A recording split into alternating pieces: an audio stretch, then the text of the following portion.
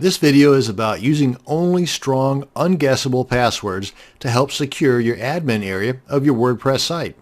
It takes way less than 5 minutes to generate a strong, unguessable password. Here, watch. Let me go ahead and bring in my handy-dandy text document here. This doesn't even require a timer. A couple of letters, a couple of capital letters, a few numbers, some special characters, and a minimum of 8 to 12 characters. 1, 2, 3, 4, 5, 6, 7, 8, 9, 10, 11, 12, 13, and we are good as gold. We've got 13 characters using both upper and lowercase letters, some numbers and some special characters in there, and you put this into any password strength indicator and it's going to rank perfectly. So way under 5 minutes. And it's not that difficult, but remembering that password might be the tricky part. And if you have several or more WordPress sites, it gets even trickier. Now this is where password managers are a lifesaver. Two very good password managers are called LastPass and RoboForm. Both have paid and free options, and there are plenty of guides on the web to set either one up for you to use in just minutes. So there's zero excuses in not being able to both generate and manage all of your strong and unguessable passwords. For example, if we were just to do a search here for how to use LastPass, you're going to have a little over 1 million choices. And if you wanted to narrow that down, because maybe you're more visual like me and you want only videos, you're still going to have an abundance of options. Same thing here, how to use RoboForm. Again, plenty of options, and these are just the videos. So now there, again, is no excuse whatsoever why you should be using your password or no password or password as your strong, unguessable password. So whether you opt for the free or the paid version of either LastPass or RoboForm, do it and use it. That's going to bring us to the end of this video on generating strong and unguessable passwords in less than 5 minutes. Thanks for watching, and you have a great day. One way to help in securing your WordPress site is to make it as difficult as possible for the bad people to break in. Duh. One way to do this is to avoid using the default database prefix WP_. Now, if you have not yet installed WordPress and you have access to the one-click install program called Softaculous, then you can make this change before you even install WordPress. You can also change the database prefix manually after you have WordPress installed. The manual way is best done on a new install, but you can still do it on a seasoned site just as easy. If, however, you're not one to get your hands dirty, then there are plugins you can install on your already installed WordPress site that can do all the heavy lifting for you. These plugins might be a little bit iffy, and they come with a little bit of a learning curve. I myself prefer the easiest way possible, but in case something breaks along the way, I'd also like to have some idea where to look in order to fix it. So this video is going to show you how to manually edit your database prefix in less than 5 minutes. However you decide to alter your database prefix, you want to have a fresh, full backup of both your files and database before doing this. Now that you have your new backup created, let's go ahead and log into our server's control panel. And in this demo, I'm going to be using the control panel cPanel. Oh wait, before we do that, I want to show you that this site does work and that hopefully it'll do the same thing once we're done editing our database prefix. So let's come on over to cPanel, and we want to come on down here to our PHPMyAdmin, and we want to, if you've got multiple databases, then you want to make sure you're editing the right one. Now, one way to make sure you've got the right database is to come on back here to File Manager on your control panel, click on File Manager, come on down to the wp-config.php file, select that, click on Code Editor, and then Edit, and then right here is the name that we're going to be editing. So that would be the 248, that's going to be this guy right here. Now I also want to mention that I'm going to go ahead and leave this guy open because once we change the name of our prefix on our database, we have to come back to our config file and change it here as well. Okay? So I'm going to go ahead and leave this guy open. Come on back here. Oh, and before we get things started, let me bring in my timer here just to show you it is going to be done in less than 5 minutes. Matter of fact, spoiler alert, I'm going to show you 2 different ways you can do this. So let's go ahead and click on this. Wait, let's start the timer first, make it official. Okay, now let's click on this. Come on in here, and of course a lot of this is going to depend on your internet speed because there is some downloading and uploading involved. But let's come over here to export and click on go. Navigate to the location on your computer where you want to download this SQL database to. Okay, that's done. Let's get this out of the way. Open up that directory because we don't really want to work on the one we just downloaded. We want to keep that as a kind of a backup. Let's go ahead and click on copy and paste. Actually, I'll keep this guy name copy as the backup, and we'll open this guy up with Notepad or WordPad. Notepad will work just as well, but it looks like gibberish. So let's go ahead and use WordPad because there's some formatting involved here. Come on up here to Home. Go to Replace and find what we want to find, the WP underscore, and we want to replace it with our new one, which is, let's give it a name, GOTU underscore, and replace all. Now, if you've got a whole lot of funky plugins installed and activated and it's a real seasoned site, you may want to go ahead and replace one at a time because some plugins will use WP underscore a couple of times in the path of that plugin, and you only want to change the first instance within that path, not all of them. So when you click on replace all, anything in here that has WP underscore, it's going to change. So you may want to do this one at a time if you've got a seasoned site. If it's a brand new site with minimal plugins, boom, do that. And we're done. Okay, now then let's go ahead and cancel this. Let's go ahead and make sure, let's go through here. Yeah, okay, so we got that one changed. So we've got that one changed, we got them all changed. Click on save, so we're good. Click out of here. We know that guy is still okay and intact, so let's go ahead and upload this back into our database. Get this out of the way. Come on back up here. And let's go ahead and select all of these guys here. Let's clean out our database right now because these are all still the WP underscores. And with all those selected, we want to drop them. Get them out of here. Click on yes. And they're gone. Now we want to come up here to import. Choose file.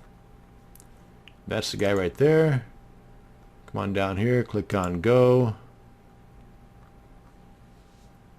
And we're good. Click on refresh just to make sure. Come on back here to our wp-config file. Change that to GOTU underscore. Come up here and click on save. And that should be good. And come over here to our blog and refresh. And if it's not broke, then it's going to work. Cool. And we've got, what, 3 minutes? Okay, so we're good to go. Now, another way to do this, since I've got a little bit of time left, if you come on back over here, come on back up here, we can select all of these files, or tables rather. Come over here to with selected, replace table prefix. Click on that. And right here, go from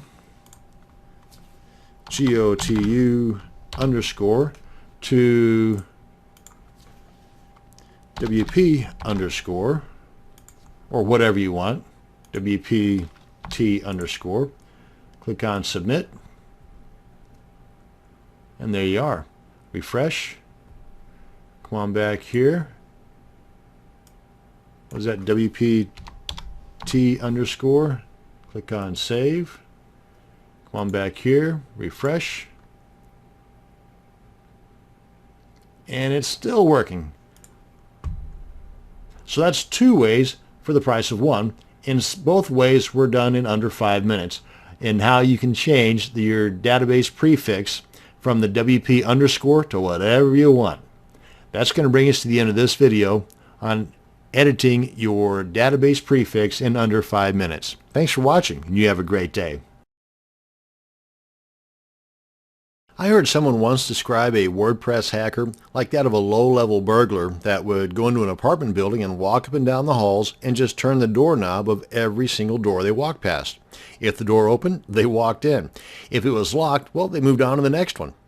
They would not just stand there and break down the door or pick the lock. If the basic precaution of locking the door was not done, then they took advantage of it and walked on in and burgled. Same with the majority of the WordPress hackers. If you just take care of at least the basic level of securing your site, then you'll be much better off than those that do not. This video will walk you through some of those basics that everyone should do in securing their site, and we're going to do it in under 5 minutes. Now, first off, we're going to go through and just do some basic house cleaning, because we do not want the average hacker to come by and see that this is a new install by seeing on the main page the hello world, which is the default post that comes with every single fresh install. Because if they see this, they might go into thinking that there are certain vulnerabilities that you have not yet taken care of. So we want to first go through and get rid of the default post, the default page, anything else in there that might need to be basically cleaned up. So let's go ahead and log into the dashboard area, and I've already done that here. You can do that by putting your URL /wp-admin or wp-login.php. And if you have not logged in recently, then you get a little pop-up box here that requires you to put your username and password in there, and then you'll end up on this page here. Now, right down here, by the way, you can see that we are on version 3.5.1. That'll come in handy here in a second, so just kind of make a mental note of that. So first off, we want to go into Post and Pages. Wait a minute. Before we do that, let's bring in my timer here so I know that this is going to be done in less than 5 minutes. There we go. Let's go ahead and click this guy, get him started. And by the way, a little hint, if you go into Users and click on Add New and create a new administrator account, then delete the default admin username administrator account, then that will automatically delete all of the associated posts and pages that were assigned to that original admin. That is, of course, if you don't reassociate them with the new one. That said, let's go on into Post, go to All Posts, and really you shouldn't have admin as your username anyway. That's a major no-no. And let's go ahead and get rid of the Hello World, trash that one. Come on into Pages, get rid of the sample page. That's the default guy there. Trash that one. And while we're in the cleanup mode, we want to, oh yeah, and if you're in an older version of WordPress and you've got the old blog roll thing that was defaulted installed on your site, go ahead and get rid of all those links in there too. I never liked them anyway, but some people do. If you don't, then I'd say get rid of them. Come on into plugins and the themes and make sure that you've got all your most recent updates done. And you do that by coming up here to the dashboard, going to Updates. This will show you all of them, not just the plugins. So if you got themes that need updated, you can take care of that too. Let's go ahead and get rid of this guy here, get him fully updated. And that's also where you can see the updates for the core of WordPress as well. That would be right here. But you can see here where you've got the most recent going right now. Now then, that said, if we do not have the most recent, then you want to make sure that you're not telling the world what version of WordPress you're using, because you have certain updates of WordPress to plug certain security holes. And if a hacker sees that you're using 2.9 or 3.2 and they know of a potential security measure there that they can take advantage of, then they're going to. So you want to make sure that if you're not using the most recent version, which you should be, but maybe you got a client that swears by version 3.2 or whatever, you want to hide that version from being shown to the world. Let me show you what I'm talking about. If we right click, go to View Page Source, I'm going to Control F to do a find. Let me get this guy out of the way here. And I'm going to find 3.5.1. And we see we've got 4 instances of that right here. So we want to get rid of these 4 instances right now. And we do that by logging into our cPanel control panel. You can do the same thing by going to an FTP client. Go to File Manager.